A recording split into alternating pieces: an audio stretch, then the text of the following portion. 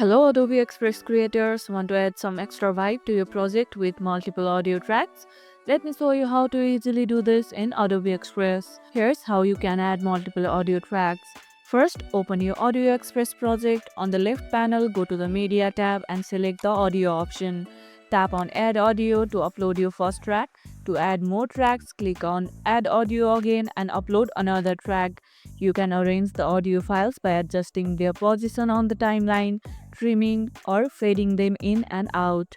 Play around with the volume labels to make sure your tracks blend well together. Layer your audio tracks with background music and sound effects for cinematic feel. If you are having trouble adding multiple tracks, make sure your file types are supported and check for any app updates. What kind of music do you love adding to your projects? Let me know in the comments. If this tutorial helped, hit the like button, share it, subscribe, and leave a comment below. Thanks for watching, and I'll see you in the next one.